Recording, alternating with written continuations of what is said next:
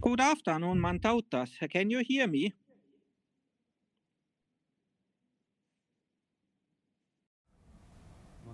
Ekraan friisis. Ta kukkus välja.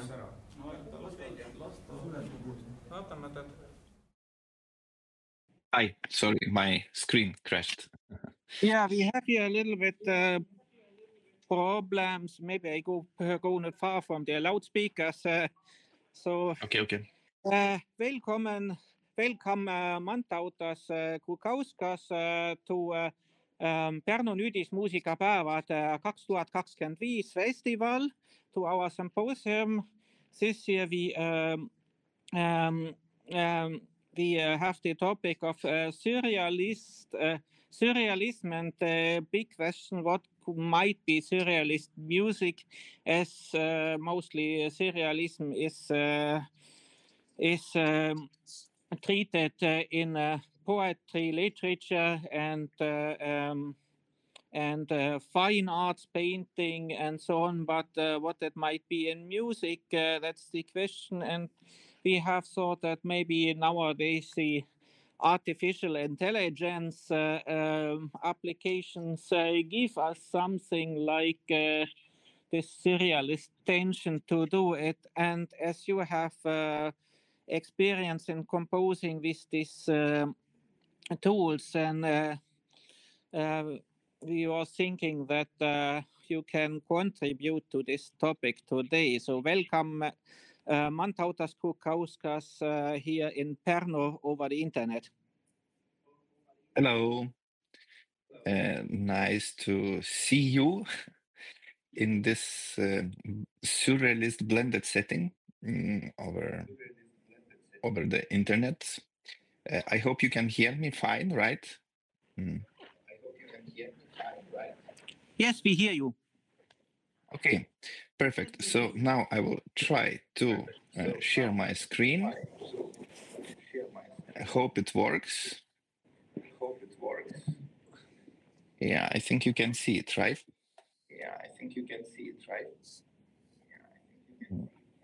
Okay. So I will try to talk a little bit. As well as maybe show you something at the end, how I imagine when we work with AI, we can kind of also touch upon the surrealism and what kind of, let's say, perspectives, possibilities for music composition, as well as for us as humans, this co-creation with AI might give. Or at least what challenges and aspects we can touch upon. So I'm head of Music Innovation Studies Center in Vilnius, Lithuania, which is a part of Lithuanian Academy of Music and Theater. However, I myself am a composer, performer, as well as organizer of events and producer and whatnot. However, my interests for a very long time lie, of course, in music technology, but generally also in the fields of music, arts, culture, interdisciplinarity, managing creative ecosystems, and so on.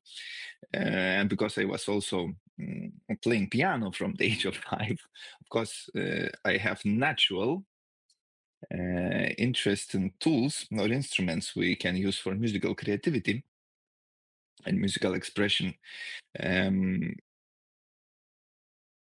That's not weird that even before the hype with the generative AI, I was interested in some aspects of computer-assisted composition, as well as the principles we can find in machine learning for musical creation. And therefore, when some very workable models appeared, I, of course, got involved, interested, and over last 3-4 years, I'm working quite actively with applying machine learning algorithms or principles for music composition. Now, to connect that to surrealism, I think there is one very natural thing or way. There is so-called saying of uncanny valley. This is the term coined by professor of robotics from Japan, Masahiro Mori, where basically describes this uneasy feeling when we're looking at something human, at the same time, somehow weird, right? It can relate, for example, to well, originally it was relating to this sense of robots, or androids or humanoids. I mean, okay, maybe just now we have some kind of robots which talk and resemble humans and has this uncanniness, but at the same time. When you think about science fiction and things like that, this is something which has been discussed and fantasized about from like beginning of 20th century, basically. And now when we talk or think about that uncanniness, let's say this is some picture I generated with help of open AI image generator, which supposedly has to connect human, cyborg, surrealism, and AI creativity. The picture is itself not very interesting or cheesy, but still it has some kind of level of uncanniness in it. That means that it's a kind of a robot, right? Kind of a human. It's hard to tell, and there is all this kind of primitive touches from surrealism, let's say, maybe something Dali-like, maybe not. It's human-like. It gives some uneasiness, but maybe not such a big uneasiness. Now, if you compare this picture, for example, with my face, you can see now. And this is, I think I played on, was it Midjourney or Stable Diffusion? I can't even remember now, like 1.5 years ago. I'm trying to do some kind of Rembrandt style recreation of my face. Let's say maybe I succeeded, maybe not. But I think this picture is getting closer to this uncanny valley or this kind of surreal sensation. And it's not even related to the external likeness to the surrealist paintings, right? Maybe it relates to the fact that here I am live speaking, and here is some kind of weird artificial version of me created with the help of machine learning. And maybe this is what makes it uncanny. Now, as Hans mentioned, can we apply this to music? And if yes, then how? And before getting into that, maybe I would like to touch upon some, let's say, essential principles behind the AI and essential principles behind, I believe, how we distinguish things from something what we consider human or natural. So we go back to this drawing, right? So what is kind of more towards human likeness, and what is exactly towards this uncanny valley, what is zombie-like. Okay, so when we talk about computer-assisted algorithmic, and now we talk about AI-assisted machine learning, we, of course, can't forget David Cobb, who was working with recreation musical style with algorithms for quite some time already, since 80s. And you see, where I'm trying to lead now is not like to one certain, let's say, model algorithm or formula, more towards the principle. And to represent a principle or something which in recent conference I tried to call like ethno-consciousness or subconsciousness, if you want. So if you want to represent a certain cultural field and their understanding what is human, what is normal, right? We can, of course, look into much wider selection of, let's say, description of musical style than just one composer. And David Cope says that, that basically we might need multi-composer databases for music generation systems for them to really exhibit this intelligent-like or human-like behavior. Not human behavior, by the way, but human-like, as we understand, at least until we get something which is called general artificial intelligence. And probably we can't talk really about intelligence in machines. Okay, but let's not get in there yet. Although maybe that is the ultimate of surreal and uncanny. So Cope is mentioning that much of what happens in the universe is like a recombination. So in a way, the same we can find in cultural traditions, and everything relies on this principle of recombination and communication, and like, kind of you create a certain set of associations which is distinct for a certain group or certain culture. Well, I'll not get into very deep into this, although it's very interesting, but I think it's essential to understand for us to determine what is human, what is, let's say, non-human in art. Anyway, we are limited by a certain, say, culture or certain history, certain community.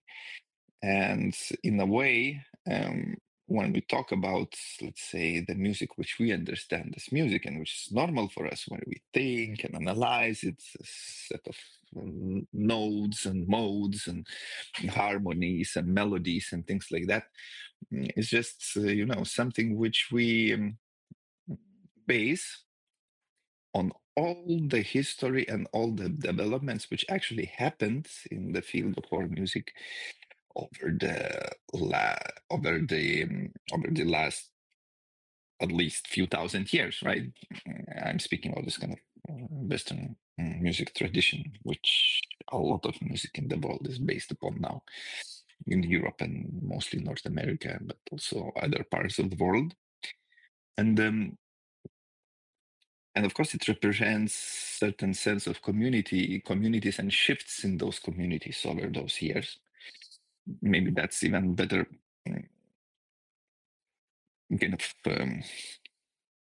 expressed to this principle of myth, maybe, or principle which is described by Richard Dawkins in his influential book, The Selfish Gene, where he invents this meaning of meme as some kind of a cultural gene which evolves and shapes in time. But the memes also compete, within or imaginative cultural collective subconsciousness, so to say. Basically, what I would say is that I will not mention Yang, of course, but from these examples I'm showing you now, probably it's quite clear that our culture and what we consider now, and even if we take it as granted and take it out of a context as a major triad, for example, it has actually a huge history and agency of other people who worked with it over thousands and thousands of years. And in a way, it also reminds me this principle of self-referential loops,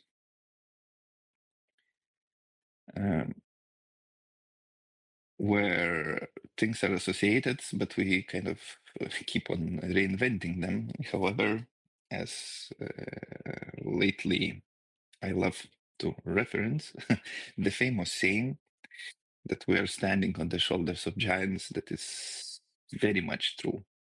That means that everything we create now very much relates to the history, culture, and values of all the humans who came before us, and basically who used the same tools and the same principles to work with whatever we are working with, including music, including instruments, be it mechanical instruments like violin, piano, analog instruments like synthesizers, for example, or digital instruments like algorithms. And or colleague and friends together with we worked in several workshops together with Hans. Palle Dahlstedt wrote this really nice article about making music with algorithm or musicking with algorithms, as he calls it. And he talks there about this importance of agency. And this is exactly what I was trying to show you now as well, that there is an agency in the tool, there is our own agency and intention when we aim to create a certain artwork or certain art piece. And there is also the agency of the tools we use. And tools I'm using here in a wide sense. So, I mean, musical style can be a certain tool, right? The concept of, I don't know, of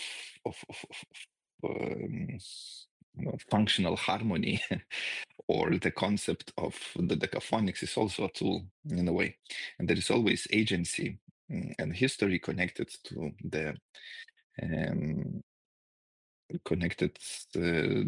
the people who used those tools before us and who created them. So it's not the focus of our current talk, but Palle outlines that when we are working, at least with some machine learning tools for music composition or sound design, they can potentially shift the main agency from the artist or the tool maker. So basically, the one who creates the algorithm has a bigger influence on the output. And it kind of makes sense. You see, also the AI or machine learning systems you have can be different, but I'll talk a bit that a little bit later. So AI, as he outlines also, that AI implementation is often function as tools that distribute this human agency. And we still have our own initiative and our own, let's say, intention to use those tools and maybe to choose whether they produce and use them somehow further as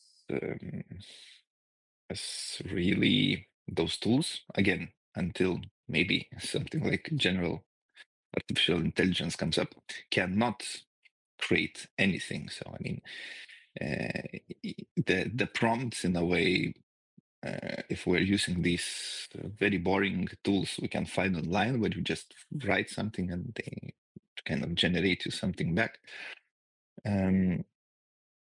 I mean, they are not really creating, they're just reacting to your prompt. So result is like your prompt or request is like a small algorithm which creates a certain push for the tool to activate the algorithms and spew something out according to how the tool maker described. Unless, of course, you have more control possibilities. Okay, and as also Pale outlines here about some dangers that using them without awareness of their aesthetic implications may lead to reduced independence and not very interesting or homogenized artistic results. Even, for example, that I say that AI-generated picture showed you at the beginning, as I mentioned, is not really very interesting, right? I mean, it has this sense of standard AI-generated imagery. Of course, it's possible to avoid that if you work for longer, but again, that is not our topic today. So it's very important now to remember that we talked about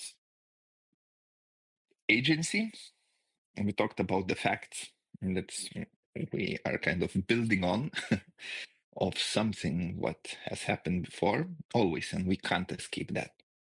We can't escape this agency of people who came and created before us, and also spoke about the intention or intentionality, who is, I believe, anyway, something needed for creation.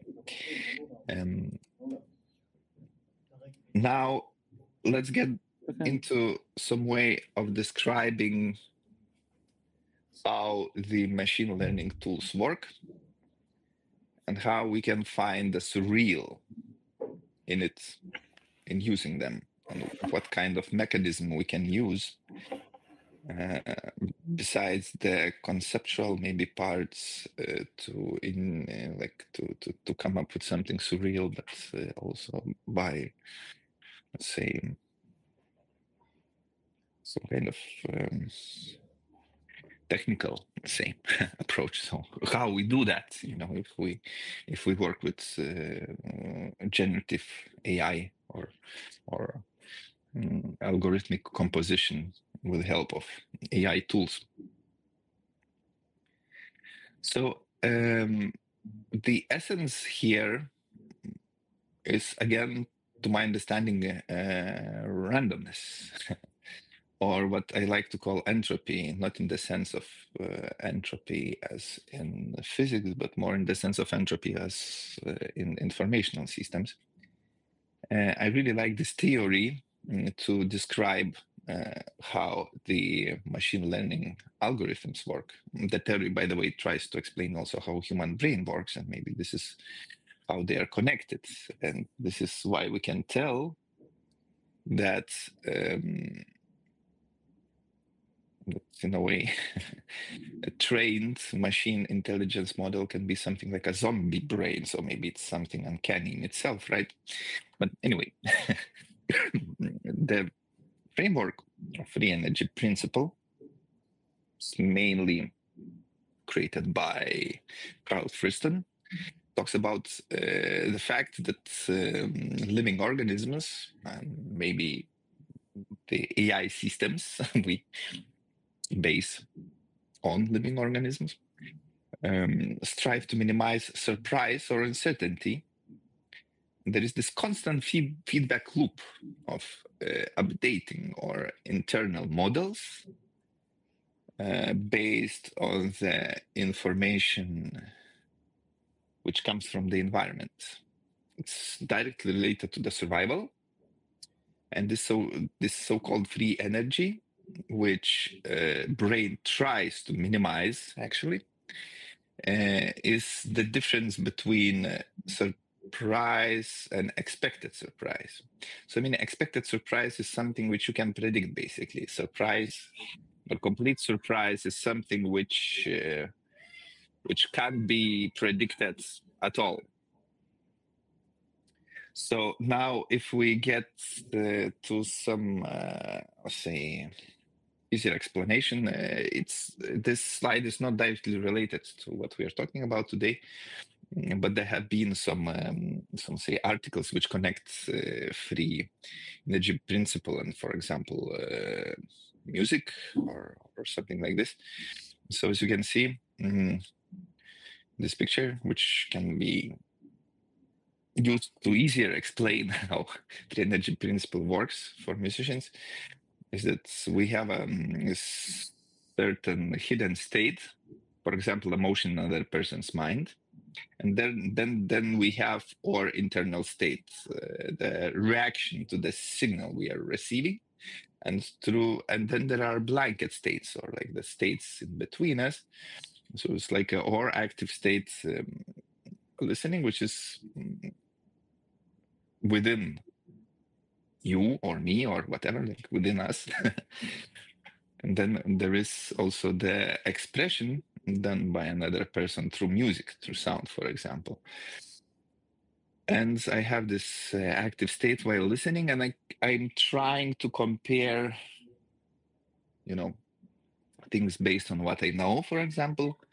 And I try to feel or determine, for example, what kind of emotion another person is expressing. So basically, that means that through all this constant feedback loop of updating and comparing it to the sensory inputs, I'm trying to figure out how I have to change my inner model, for example, to adapt better to the environment. And there might be some things which I can't understand or as extremely surprising. For example, if the sense of, let's say, emotion or a certain meaning in music, which is pretty abstract form of art, of course, but still, usually it's very cultural thing, right? I mean, if I'm observing no theater from Japan, or if I'm listening to some kind of, let's say, Polynesian or African music, it's very rarely relates or invokes some things in my model, in my brain, which was trained growing up in Lithuania, traveling around Europe and the world, unless I know, of course, something. And some things might come up as very much unexpected surprise. And of course, it doesn't relate to my survival directly in this case. But anyway, this is how our brain works, supposedly, based on this free energy principle theory. And the same actually happens in AI systems. There are a lot of possible machine learning models, but they all kind of try to, compare the input, which encoded and sent to them, with what the associations they have built within their database or data set, and then output some results. However, that all wouldn't work if not an entropy. And that's very interesting because there are a lot of documented, quotes, saying stories. I think everybody can relate that to their own creative experience as well, that actually this kind of randomness, chaos, or sometimes a chance is very important for creativity. And I argue that the creativity is directly related to this entropy, or through this in this free energy situation. Because you see, we cannot experience everything, and we cannot know everything. And sometimes when we get into the patterns of the same, it doesn't create anything new. Therefore, we are kind of stuck, and we need this kind of input, which allows us to move more far away from what we know, or what was done before us, or what agency all the history for example, a certain style or certain way of doing music has in itself. So for example, to browse, that's, let's say, a trained model, which is usually a data set of tokens where the data is chopped into smaller bits and pieces and grouped according to similarities. And then, when the prompt comes, it kind of invokes part of that zombie brain, as I said. But if not for the randomness, diffusion, entropy, or chaos parameters, it will not create anything very interesting. It will probably just spew out the rearrangements of the same. Basically just rearranging the boards, which it already knows, or rearranging the notes it already knows, or sounds or audio spectrum data. So that means that in a way, it also relates to the sense that sometimes what is considered a mistake is a possibility for the creation maybe of new principle, style, or kind of sense in music, as it often happened, right? Why it's something a mistake? There is no, say, kind of transcendental universal truth. Yes, there are principles we have to adhere to living in this universe, but even then we have countless possibilities, right? How things can be recombined. So now if we're getting to the music in digital domain, so that we have audio, MIDI, we have let's say different functions, how we use music technology is more like a creative function assisting us in creative process. There is a more technical function where we are, I don't know, inputting the score with the help of computers printed, or we are mixing the audio recording. And we have this possibility to have this computer assistance. And looking for software science perspective, basically whatever is, whatever is, if we are, let's say, if we have a higher level of abstraction, that means that we communicate with computer closer to our human language. All this entropy thing, especially now with the help of computer assistant systems, becomes very much important. And I would say its importance increases the more we are trying to reach. That means the more we're trying to kind of do more creative things rather than technical things, this sense of entropy increases. By the way, to my understanding, we have to be careful, as I mentioned before, to generalize when we talk about computer-assisted creativity. It can be really dumb, and it can lead to plagiarism, which is often argued lately, but it can also lead to very interesting results, which you can't reach otherwise. And you can even use the same algorithm. And it all comes down to your intention and the ways you are using the software. So let's say if we are taking this idea of, let's say, less entropy, and then we exploit. We basically multiply. And we can use algorithms for that. And then, of course, we can get towards the plagiarism.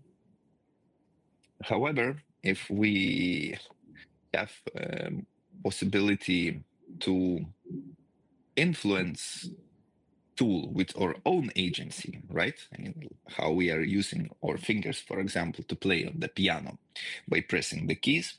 In the same way, we can change variables working with the AI models. And especially if we have this parameter of temperature or entropy, which usually you do when you work professionally with these algorithms, then you can, move towards this point of exploration. And maybe exactly with the help of these large data sets trained with various data, or you can train your own, let's say, models, trying to connect unconnectable things, for example, trying to see what if the model would be trained, let's say, half on the European data and half on the, I don't know, like pygmy song data, for example, what comes out of it, right? So, of course, you might come up with nonsense, but also you can come up with something interesting. And I believe Surreal is exactly somewhere there. So I think for now I have two moments to say, as I've mentioned before already, that in a way, machine learning models themselves are kind of surreal or uncanny because they are quite a primitive but quite effective recreation of how a biological system or human brain works. And another thing, as you can see, is that we can find surreal with their help in their output. So again, to kind of conclude this part, that as I say here, that parameters like temperature and deep learning help to control this form of entropy in the model's behavior, which helps us to balance between this exploitation, multiplication, and exploration. We can say that the surreal in this AI co-creation setting is something which relates to the operation is this high temperature, high entropy range, because it can help us to emphasize the surrealness of the model, because it can come up with some results which still stem from the same data set and from the same, let's say, cultural subconsciousness we all have, but it can recombine them in a very unusual way, which would create that feeling of uncanniness, where you can feel intuitively that it's human-like, but not exactly. So I'm lately using these two things the most, or I could recommend them if you are interested in neural network assisted computer creativity in music and sound design. So there is this Composer's Assistant tool, which integrates into Reaper, as well quite famous model Rave by IRCAM Acids, or Computer Intelligence and Creativity Team, AI team by IRCAM, which is an audio model which is based on generating audio. And it can also be integrated into DAW via DST, but of course it can also be used in Max. And what is important, what I like in these models, that you can use them creatively. You can try to break them because they have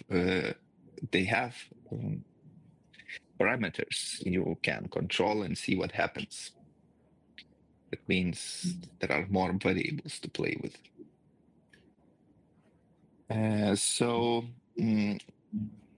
just to quickly finish with this part, and maybe there is still a little bit of time to show you something how it could work live, like a live demonstration of it, and see if we can come up with something surreal. Let's think about this third aspect of, I think, uncanniness or surrealism, which might wait for us in the future, is that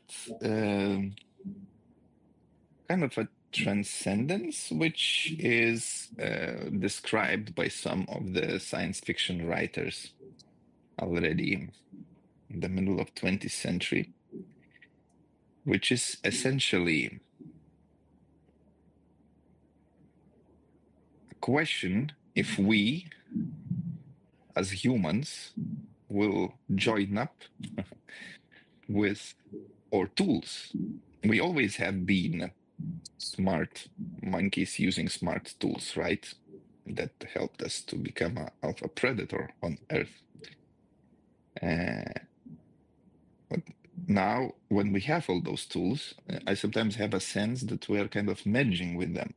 And that might lead to this third part of the surrealism. We can talk about the surrealism of becoming one with the tool, which is, by the way, quite a known feeling to musicians.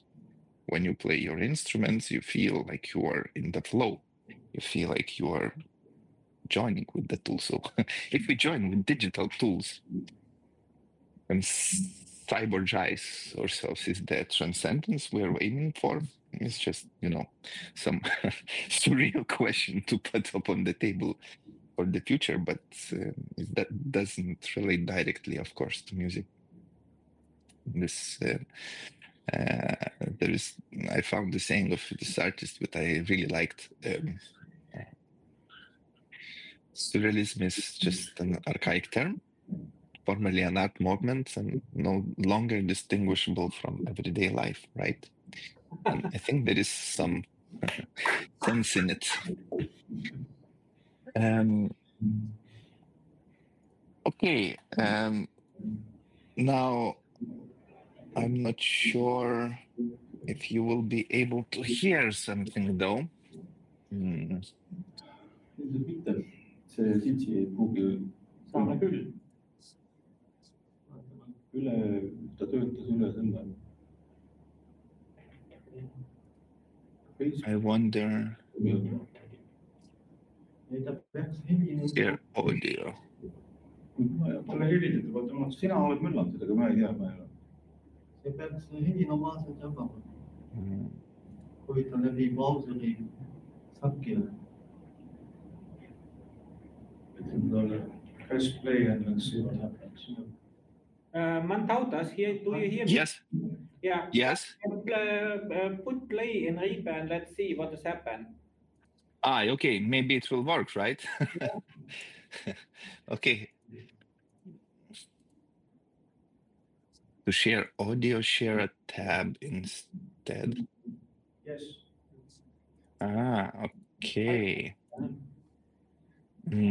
Okay, I would just like. Okay. Maybe I can try to.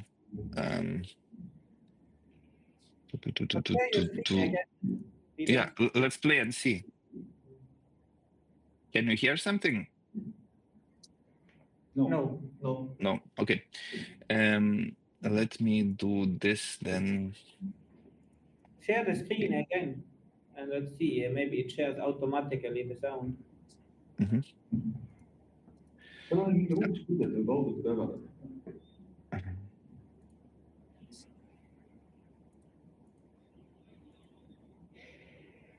You can now see the screen, right? Yes. But you have to share also audio in screen sharing function in some place. Yeah, it says for me, because I have Mac, that to share audio, share a tab instead, and by tab it means Chrome tab. Share the entire screen. Yes. Yeah, but it doesn't have an option for me to share the audio when I share the screen. But look, maybe I can try to play. Maybe the microphone will pick up what I'm playing. Okay, let's try that. Yeah. I think that could be the easiest thing to try. 1 second.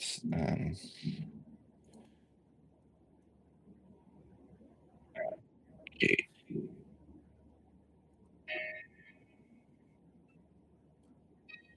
You hear something? Yeah, something we hear. Probably very quiet, but I will try.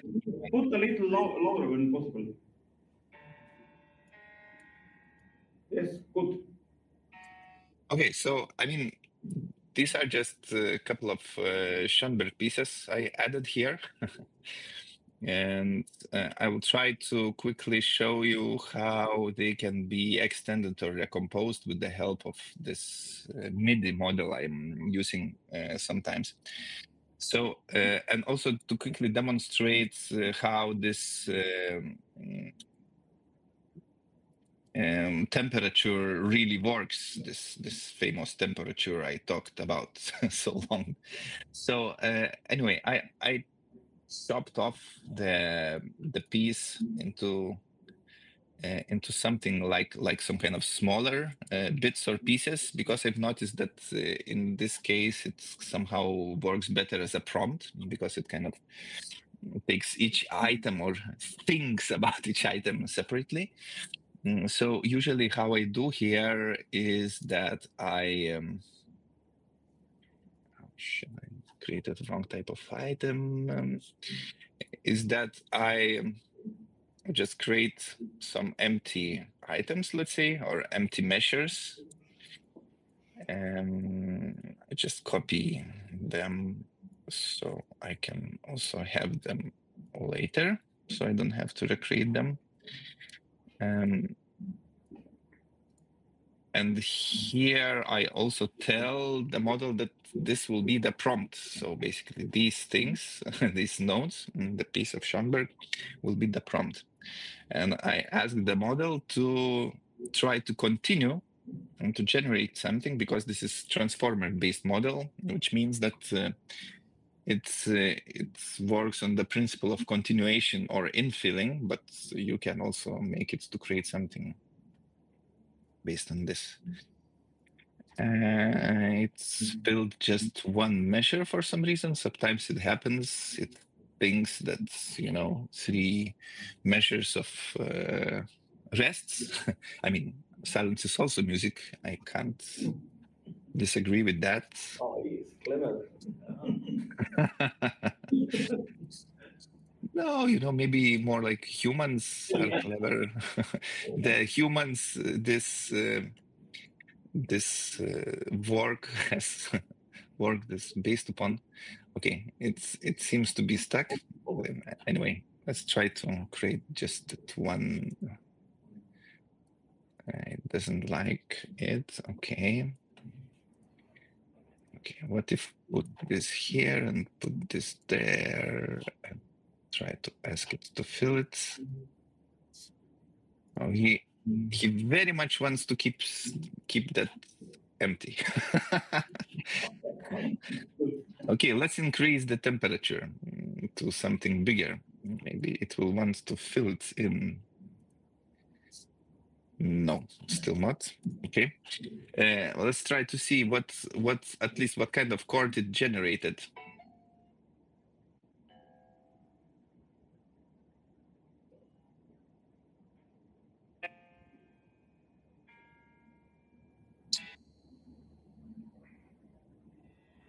Okay, maybe it kind of makes sense, but okay, because it's really stuck with this musical material, let's try something else. I can ask to recompose. This is what is already written. So this is like a Klavierstück 6, Opus 19, right? And by Schönberg, and I could try it to ask it to kind of recompose it. Let's see what happened. This is the Python running in background where all the generation happens. Okay, did something? Yeah.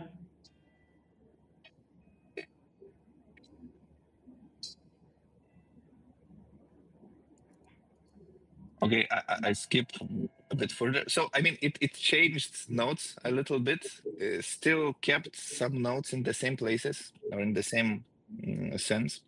But I can also, for example, increase temperature highly, like to maximum possible, and then see what happens. I think now it's a little bit too inhuman.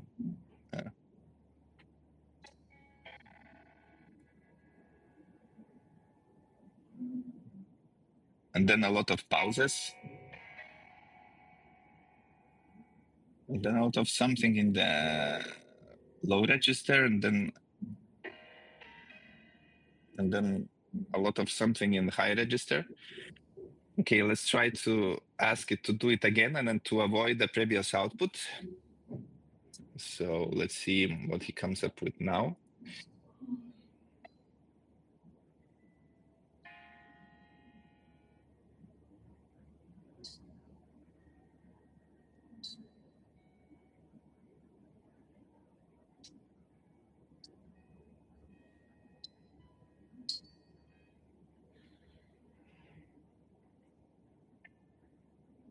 Okay, for me, it sounds more like nonsense than something surreal. So I guess the temperature parameter is too high.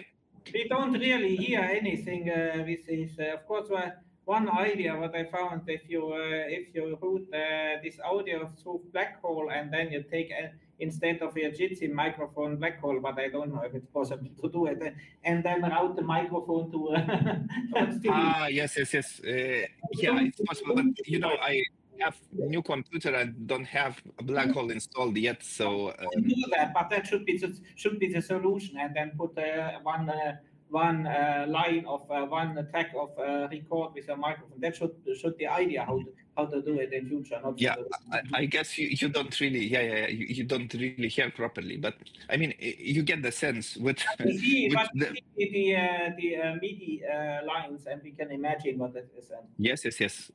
So I mean basically you can play with trying to come up with this sweet spot of where you can still feel, let's say, the style of Schönberg, but at the same time you have the feeling that it's, you know, not Schönberg anymore. Basically.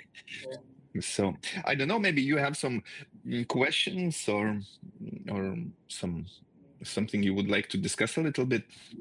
Of course, Mauri. Can you hear me now? Or yes, I go close to some mic. So if you turn on the temperature, yes, the algorithm gets more exploratory, right? Yes. But it explores what then? Is it inside the data, or is it? Yes. Well, you know, it's the data. Yes, it's still inside the data, usually, but it depends on the type of algorithm, and sometimes it's and also like what kind of principle this algorithm is working on. But the best to imagine it would be like this: that there is a certain cloud of, let's say, tokens. Where they are, let's say, grouped by stronger or weaker connections, right? So the temperature parameters usually work that when you prompt, in the case of these professional models like I was talking about today, you are prompting them with the same what is in the model. So you are prompting audio with audio or MIDI with MIDI and so on, right? I mean, those models which are like somewhere there on internet, more like toys, you know, or the boxes where you press a button and generate something, it has this additional model of semantics where you ask something by text, and then there is a database which connects, for example, a certain style of image or certain object or board to a certain real, let's say, something within within the data set the model has. But I believe for now you can get more professional and interesting results if you don't get into this, if you don't use this semantic mapping model, because I mean it can create biases by itself, right? It's yet another layer of translation which can get wrong. But anyway, I'm not talking now about that really, but when you are prompting, let's say, the MIDI with media, right? So it tries to, first of all, what happens in the model, primitively speaking, that it tries to compare to what you gave it and what it could give you back. So what is the closest part to its data set? And if the temperature parameter is low, it basically just browses this, let's say, area of closer similarities. But if I increase randomness, it's according to random seed sometimes, or sometimes according to some kind of noise, for example, introduced, or random noise, random type of filtered noise. It just introduces elements from other parts of data set completely randomly. And that means that it can... So that means if you increase the temperature, you in some way also increase the amount of random decisions of the algorithm. Yes, yes, indeed. I mean, you just increase the influence of other completely unrelated, parts of the data set. Yeah. And sometimes it can make sense. That's why it's random. Sometimes it might not make sense. And I think it's, in a way, it nicely relates also in how we as humans sometimes get inspired by random acts which happen in our life, right? I mean, you're walking on the street and you see something and it somehow triggers some associations, or then later it influences your work you are doing with music that evening. So, I mean, basically it helps to synthesize. So creation is like a synthesis of different stuff. So I mean, you can look into this temperature as like a wildness of mistake, but of trying to synthesize something in the data set which is not related as much, or has weaker connections between these tokens. So the computer tries to improve the model in some way, and then the higher the temperature, the more freedom the model has. Yes, in a way, yes. I mean, but also it can, might relate some things which make no sense. Yeah, and that's why it's unpredictable. But, like you keep on regenerating until you come up with something which you, now as decision maker, who is working with the computer, decide that you can use. Yeah, what makes sense or don't make sense, that is at the end is our decision as working with these tools. Yes, exactly. Maybe for you it didn't make sense, but for another situation maybe it makes sense. And yes. I mean, anyway, this as you've mentioned in your previous question, previous presentation, I mean, in the end, what is mistake and what is not is kind of cultural thing, right? Exactly. Of course, I mean, there are things which are based on some kind of psychoacoustic things. Like for us, anyway, things make more sense if they follow somehow the principles of overtone series, I guess, or something like this, because we live in this world. But again, probably it happened because we hear things like that around us, and this is how it makes more sense. If we would be on some another planet, I don't know, or history would have been developed somehow differently, maybe in that parallel reality, completely different music would make more sense, and it wouldn't make so much sense for us. So I think it's interesting when you can, and I think it also relates to this idea of surrealism, that you can kind of, with the help of these tools, which by trying to associate things randomly, it still relates to our reality. but on the other hand, it tries to invent something which is like from slightly parallel reality. But of course, I mean, it's again still your decision. It's surreal or not. That's also interesting question. Is the surreal the same for everybody? Maybe something is more surreal for you and less surreal for me. But that there is this feeling of uncanniness sometimes looking at this kind of robotic, you know, like there is this, I don't remember, but there's this female robot who talks like human and looks kind of like human, but not at the same time. Or there is the sense of that, yeah, this picture seems to be okay, but there's something weird about it. So the same with sound and music.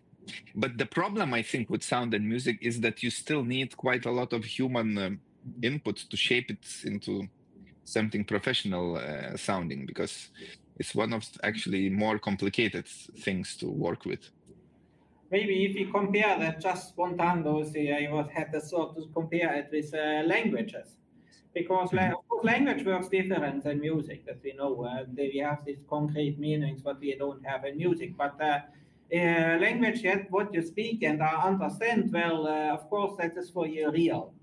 If you hear a language what is close to it, some dialect or similar language where you don't have learned it really, then it might be surreal because parts, fragments you understand, or something means completely different, like when Estonians here listen to Finnish language, and if you don't have learned Finnish, then the same words they have completely different meanings. It makes you laughing, and but if you listen to a language what you not understand at all, for instance Chinese, and then it's for you unreal because you don't understand anything. And then, of course, a language you don't understand, you hear it more like music. Yes, or you trying to figure out some other qualities you can get.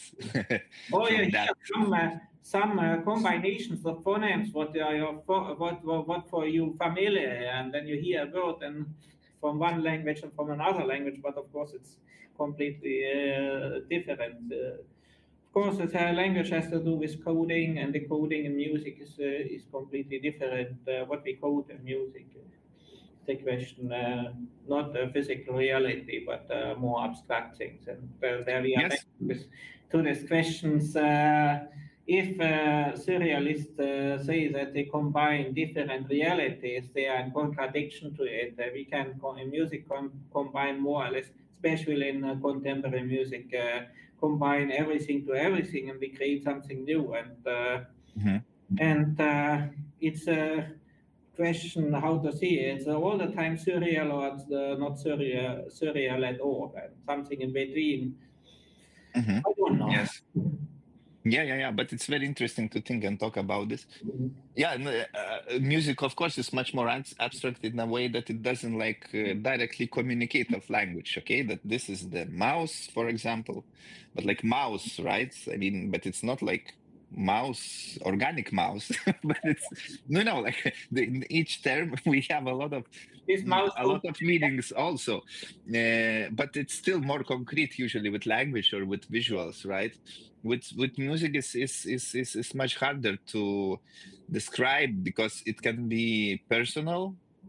It can also be sometimes you don't even want to describe it, right? We just want to kind of flow with music, and somehow this playing with proportions, acoustic proportions, and tensions, and I don't know, a certain, let's say, not narrative, but kind of a story, which is in the form, how the music laid out is something very, very, very, can be very beautiful, right? But it's for sure more abstract, but nonetheless, it relates to the somehow this axon neuron connections we have formed in our brains. Exactly. And part of that is like has very huge cultural history, right? How we understand music works. You can see that in little children who start to learn music, they are much more open to, what is consonant or dissonant, and like I always wondered if we start teaching children not a functional harmony and everything or something else, they would probably accept it as a normal thing. Yeah. If you have these studies about other cultures where they learn their heritage music and not the Western one, I think these studies can figure out this. Yeah, I mean, like, for example, there can be 13 or 16, steps in the octave. Why not?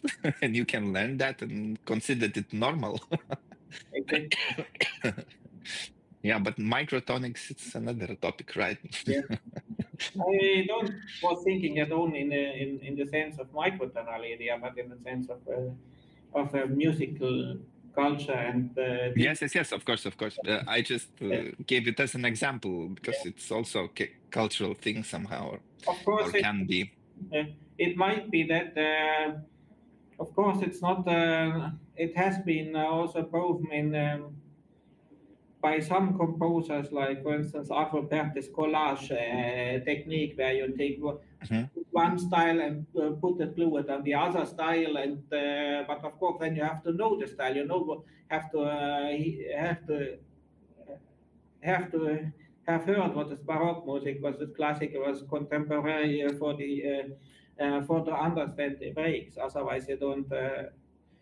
This is what you say. These neuronal things. You have. Yes, or basically you have to, so to say, the perception would be completely different, right? I mean, if you know these styles which are collaged or combined, and if you don't know them, you could still probably be affected by this somehow, but who knows how?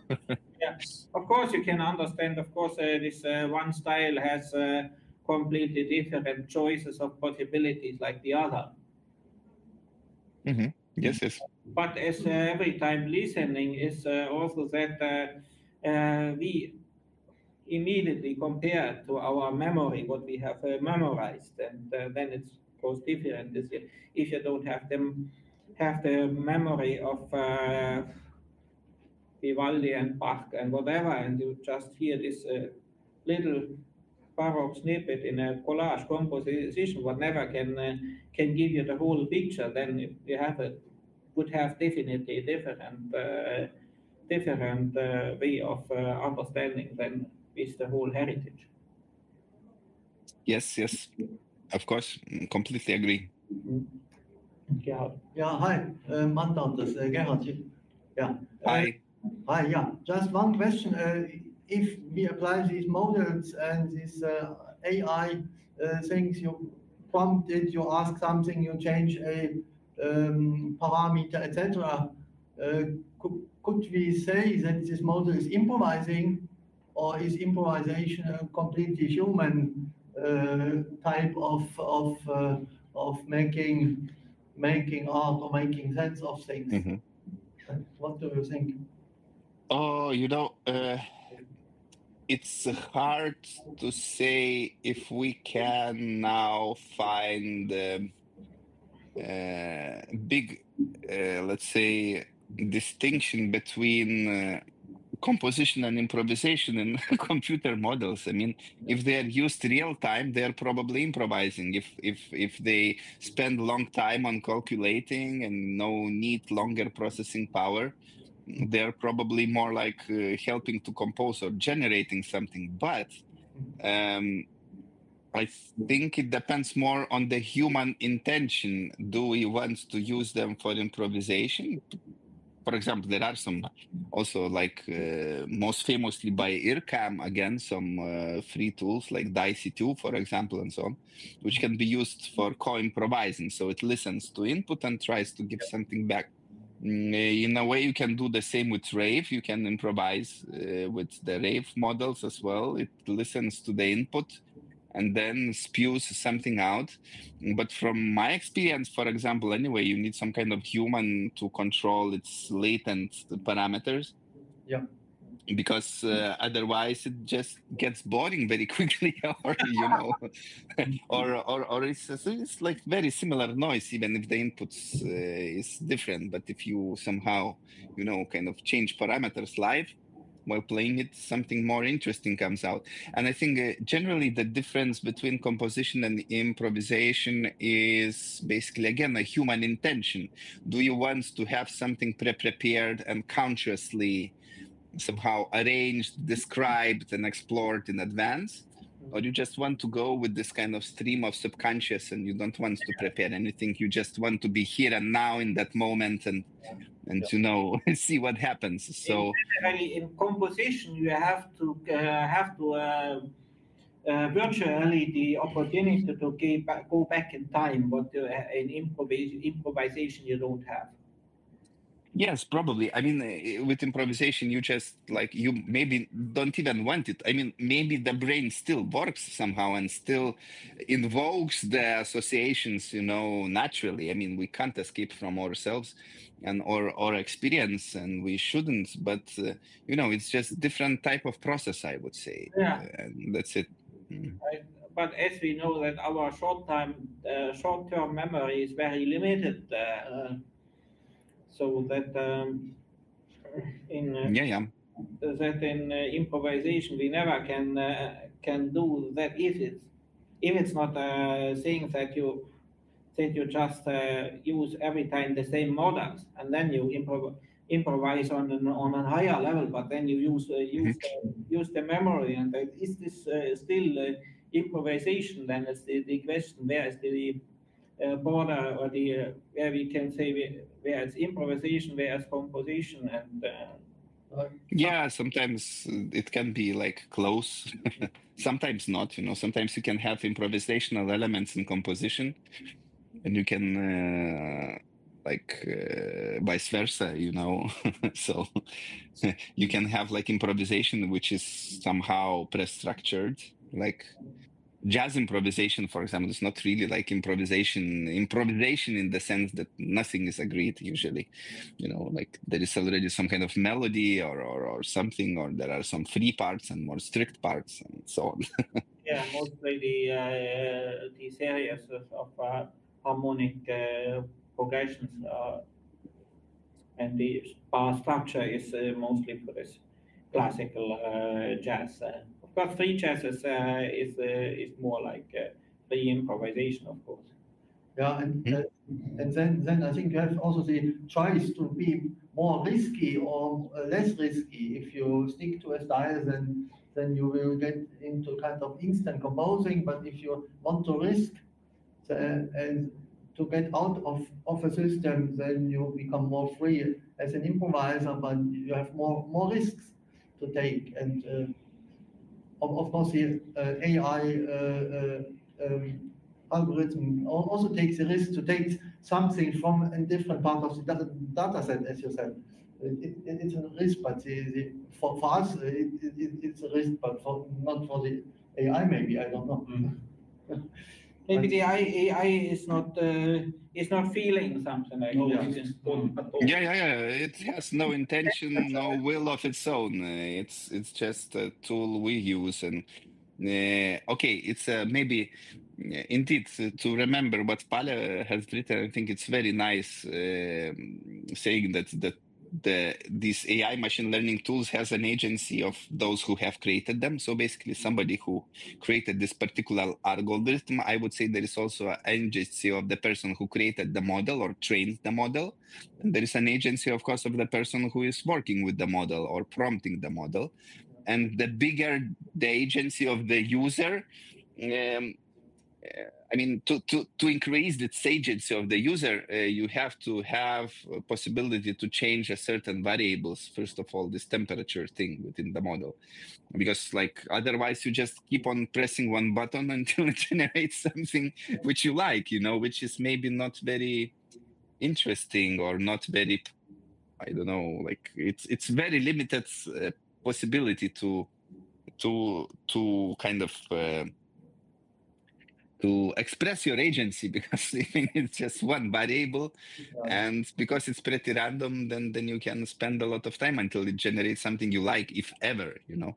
So you basically have just this possibility to generate and then select you like it or not like. So it's very limited, right? If in the models like Rave or Composer's Assistant, you have like a lot of parameters where you can kind of you know, influence what the model outputs. I suggest to stop now. Sorry, Mantautas, because we have very long day. Yes. Today we Yes. have 12-hour performance, night performance, and etc. But can you participate in our after lunch this kind of discussion panel? When it will happen? When it will be? We start at 3 o'clock with Gerhard, some surrealistic music model description, and after that in some 4 o'clock. I don't know. In Lithuania is the same the time. Yeah? Yes. I'm not sure yet, because I have to like take care of something at the academy, but I will try to join then around 4. You are very welcome. But I think these IE topics are so interesting that we, in generally, I very hope that we continue with this, and also, of course, a pleasure, and etc. So I'm very impressed in this moment for this, and we also used in our work now this we name this friend. We ask when we don't know, then we ask friends. For the scenario, we asked the ChatGPT, but then for creating in 3 days 12-hour long soundtrack, we used mostly the Rave plugin, and it was really most enough to use this 10 different from these 10 different ERCAM example models, because we have no time to dive in this, and we have no server for what can make create new models. And so, but that maybe for the future that we. Of course. I mean, as you know, we have this model training machine at our center, and if you come up with some idea and machine is free at the time, we can try to train something, help to train something for you too. Okay, so have a nice lunch, and then let's connect thank you. later. Thank you. Bye-bye.